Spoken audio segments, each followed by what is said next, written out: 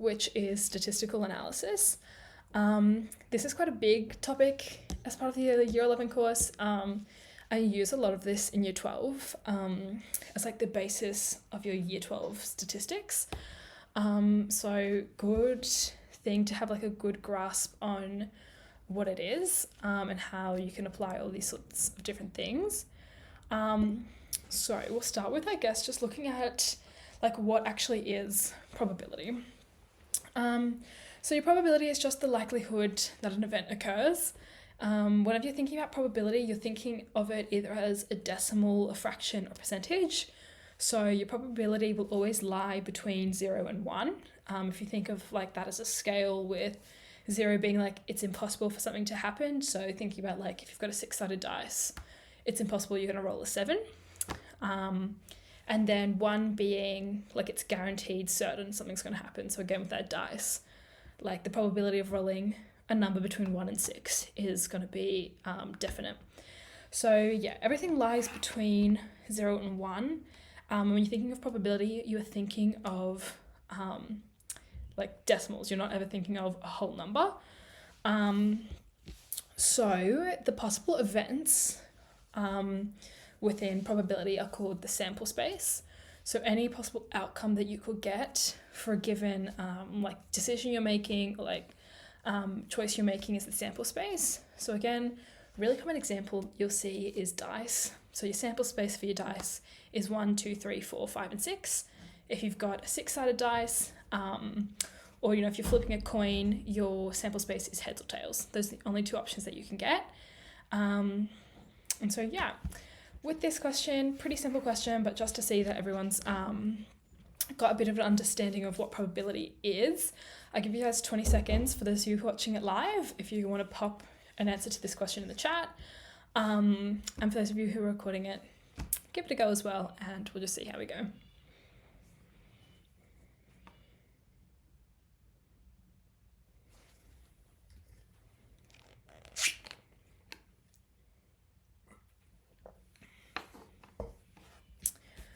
Okay, cool. Well, hopefully you guys all got that. The next thing we'll look at is, I guess, the basis for like the mathematical applications of probability. For I guess when you're sort of having to calculate things rather than, when you're thinking about a dice, like the probability of rolling a 1 is 1 in 6. And that's sort of something that for most people, you just sort of know, you don't really have to calculate. But for things that we're more are looking at actually calculating, we can think of the probability of an event, where probability is P, always denoted by P, of an event, E occurring is given by P of E is equal to the number of favourable outcomes over the total number of possible outcomes. So when we're looking at this E, that will often change depending on what you're trying to find the probability of. You probably wouldn't denote it as E. So like, for example, if we're looking at a dice and we're thinking, okay, what's the probability of rolling a 1? You would typically write P of 1 and replace that E with a 1 because that's the event we're looking at. And then writing it like that just helps whoever's marking your answers or your work really clearly see like what you're trying to find. So when we're looking at the number of favourable outcomes, we're thinking about what outcomes satisfy our event. So with a dice, if we're thinking about probability of rolling a 1, there's only one favourable outcome because only one side of the dice has 1. You'd start to get a little bit more if we're thinking about like what's the probability of rolling an even number, and then all of a sudden you've got 3, you've got 2, 4, and 6. And then the number of possible outcomes is our sample space. So how many outcomes could happen? So again, back with this dice example, you've got 6 possible outcomes. So 6 will become your denominator. And if we're looking at even numbers, 3 would be our numerator. And we get the probability is 1 on 2 once we've simplified 3 on 6 down. So yeah, that's just like the basic formula for looking at probability. This is also super common notation, which is really important that you understand. So P of E is just the probability of an event occurring. And P of E dash is the probability that the event doesn't occur. So it's every possibility but the event not occurring. The event actually occurring. So again, we'll just look at the dice. Super simple example for you guys to understand. But if we're looking at the probability that we roll a 1, our P of E is 1 on 6, because there's one favourable outcome of 6 possible outcomes.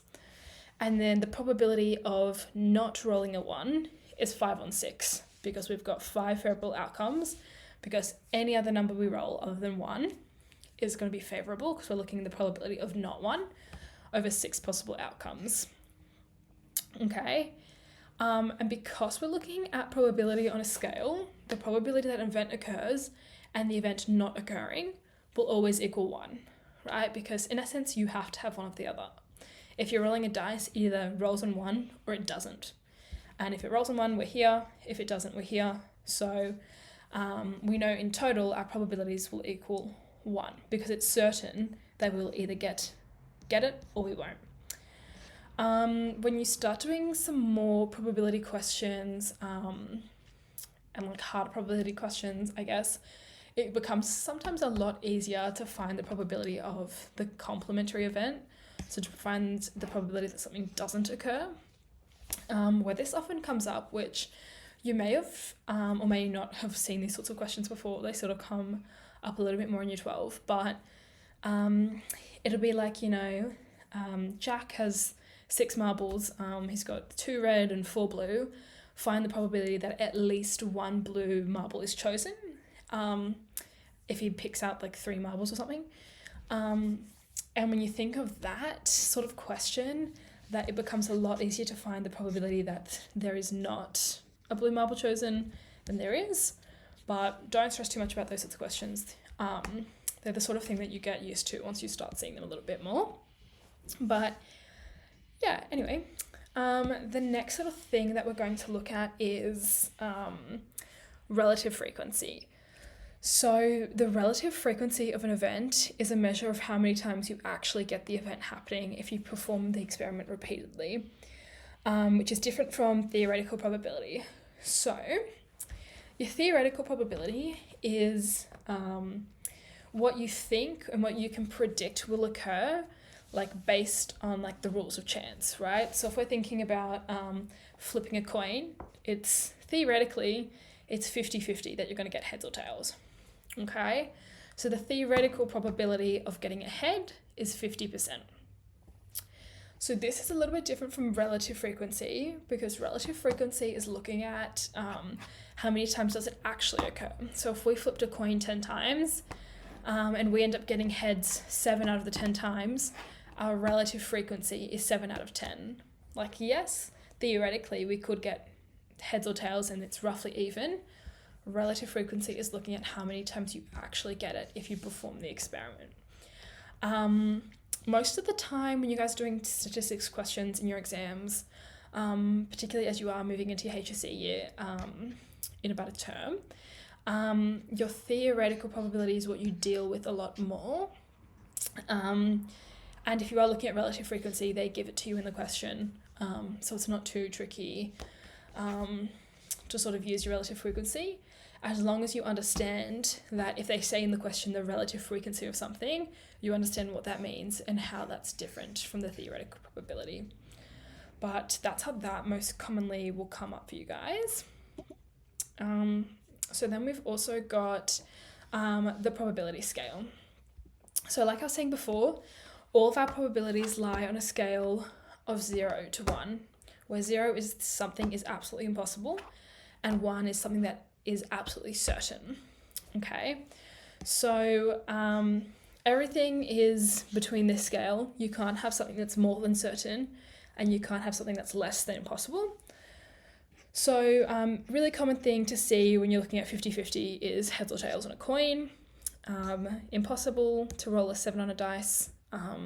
If you are looking at a regular dice with like 1 to 6 on it. Something that's unlikely, winning the lottery. Not to say that it's impossible, because it's not, because you could win, but it's just not that likely, considering everything that has to go in favour to make that happen. Things that are certain, the sun will rise in the morning. like something like, if I roll a dice, you will get a number that pops up on one of the faces.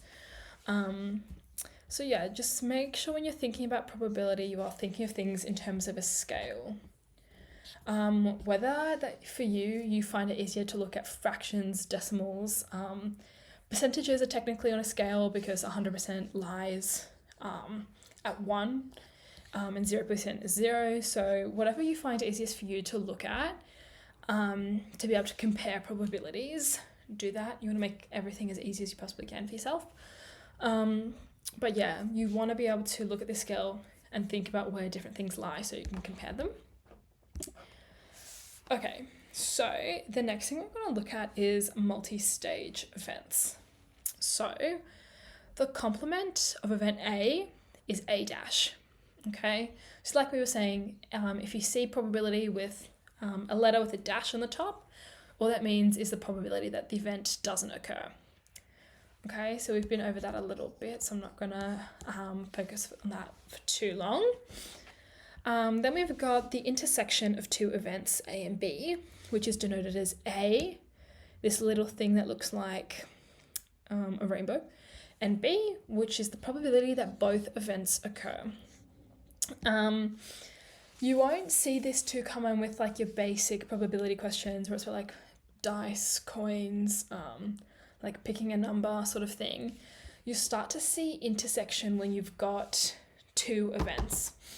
Okay, so think about if I flip a coin and roll a dice, what's the probability that I get heads and I roll an even number? Okay, so if heads is event A and rolling an even number is event B, the probability that both of those happen is equal to A and B. Okay, so this just pretty much means and. And so that's the intersection. We'll talk about this a little bit later when we look at Venn diagrams, but you will see commonly these notation when you are looking at Venn diagrams, because the probability of A and B is represented by the crossover of the two circles on a Venn diagram. But we'll talk about that a little bit later when we look at them. And then we've got third, the union of two events, A and B, is denoted as A union B, where either event occurs or both of the events occur. Okay, so again, if A is rolling heads and B is an even, getting an even number, the probability of A union B is the probability that A occurs, the probability that B occurs, or the probability that A and B occur.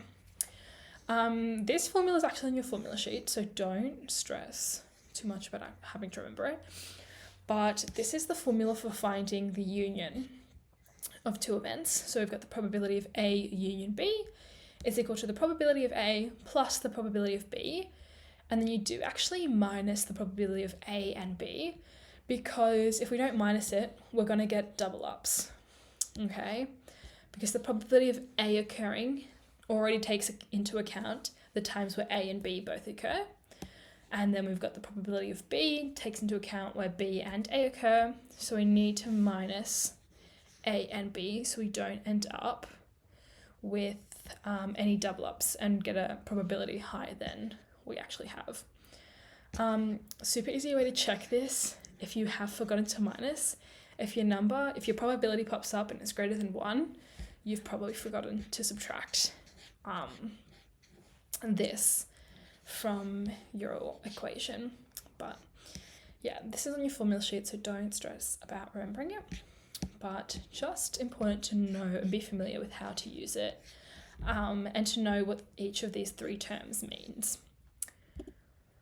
Okay, so then we've got tree diagrams. So for the next little bit, we'll be looking at some visual representations of data. So we've got tree diagrams are used when there are 2 or 3 choices, such as a coin being tossed where the choices are either a head or a tail. You don't want to be doing tree diagrams when you've got like 6 different choices, because otherwise you start getting like really complicated, really messy, crowded diagrams. So you only do it when there are few choices available. But you can do it when there's like lots and lots and lots of steps. So like first step, second step, third step, fourth step. So doesn't really matter how many steps there are. And I mean, you could use it if there are a lot of choices. It just gets a lot messier when there are choices. So simpler to do when there's only 2 or 3. So we've got this example here, and the tree diagram's already been given to you. So the example is 2 coins are tossed. What is the probability of getting at least 1 head? So I'll give you guys all about 30 seconds or so. If you want to type your answer in the chat, or if you're watching the recording, just give it a go as well. So I'll give you about 30 seconds to do that.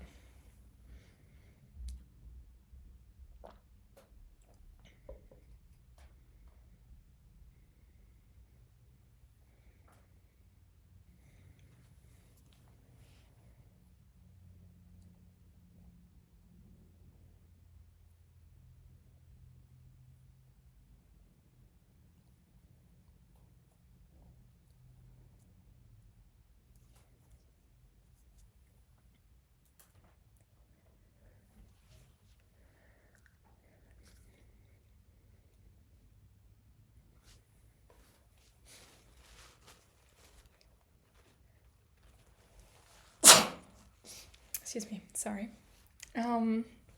Okay, anyway. Hopefully everyone's given that a go and you've popped your answers in the chat. So yeah, awesome. Okay, so then we've got conditional probability. Now this is probably the part of probability where people get the most confused, and where things start going a bit haywire when we're thinking about probability. Okay, so we now know how to find the probability of event B occurring.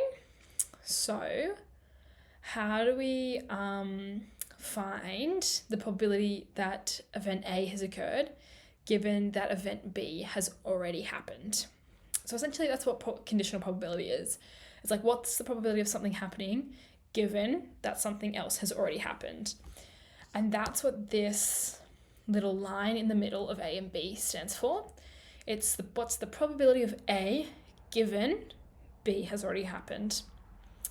This formula, again, is on your formula sheet, so don't stress about remembering it. But what it means is the probability that A has happened given B has already happened equals the probability of A and B occurring, all divided by the probability of B. Okay, and that's how you find the probability of A given B has happened. So like I was saying before, this A and B is represented by our intersection. We've got the probability of B and then the probability of A as well on either side of our circle. Okay, so that's all you really need to know about for conditional probability, is how to use this. This formula actually comes in as well when you're trying, the question might ask you to find the probability of event B. And in the question they'll give you probability of A given B and the probability of A and B, and then ask you to find the probability of B. And a lot of people get sort of stuck on that question because they don't really know where to go from when they've only given you like these 2 pieces of data. But as long as you can remember this formula and remember how to use it, you can use those things and then just like manipulate this expression, move things around to find the probability of B as well. Okay, so just some more terminology about statistics. So you've got 2 sort of events that commonly come up in questions. So we'll talk about independent events first, so this blue bit. Your independent events are events that occur without being affected by anything else. If you think about like flipping a head on a coin, the probability that you flip a head is the same whether or not you're only flipping a coin, whether you're flipping a coin and rolling a dice, whether you're flipping a coin and picking a number.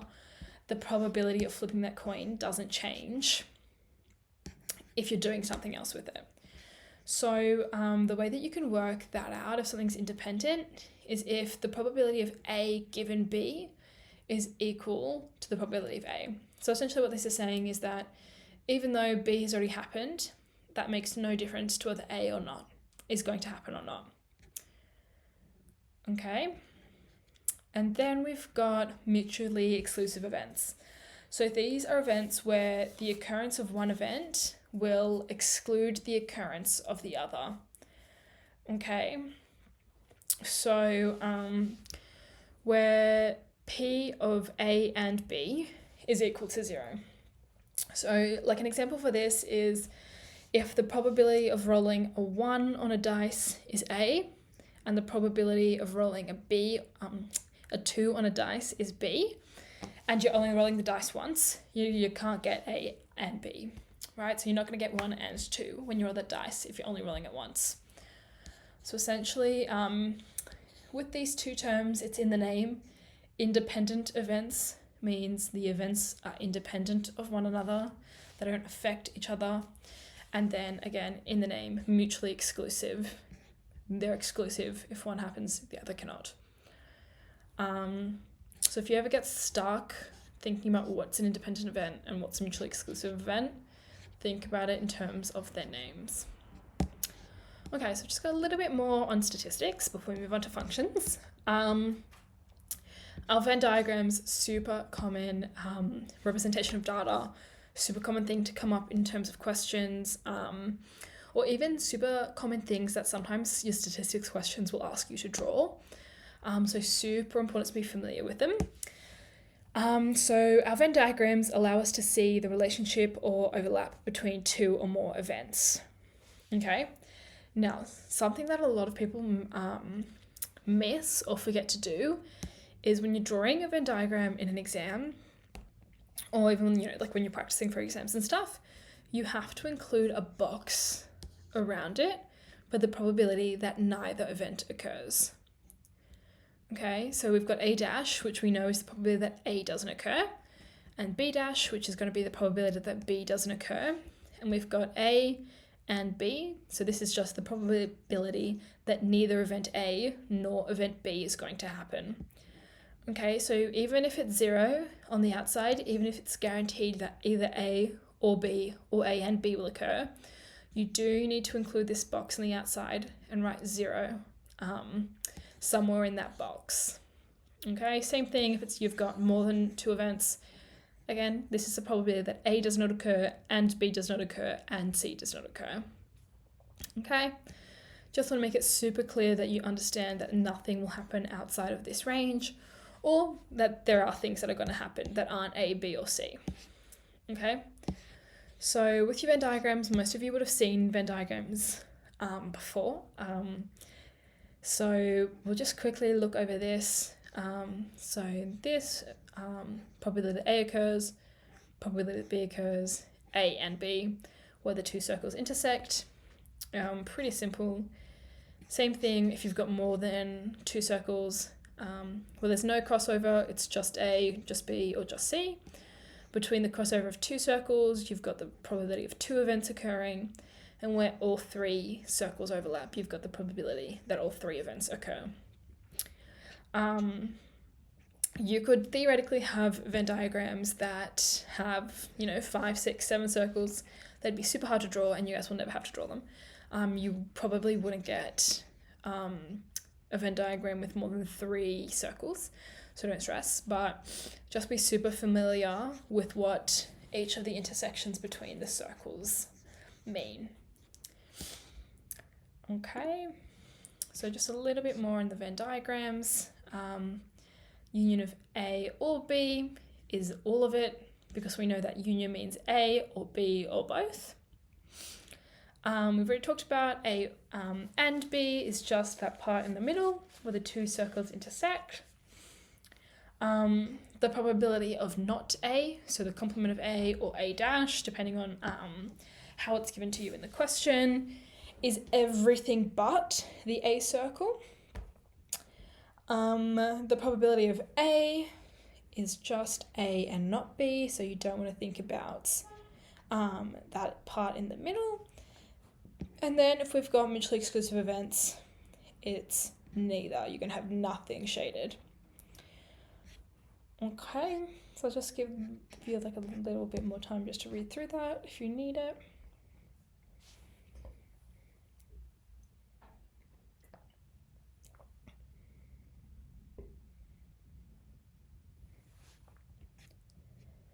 Okay, and then the last little bit of statistics that we're going to look at today is what these two terms mean. And if you can take away anything from statistics today, take away this bit here, because for most people, this is probably where you will go wrong when you're doing your statistics questions, particularly in year 11 when they're not too tricky just yet. So in the question, if it says and, it means multiply. If it says or, you want to add your probabilities. Okay. So if you want to have the probability of getting 2 heads over 2 tosses, so think of that as heads and heads, you want to multiply. If you want to get a head or a tail on the first toss, you want to add them. Okay, so if you're running notes or anything, if you're going to take anything away, please take this away. It'll make your life so much easier when you start to do more probability questions.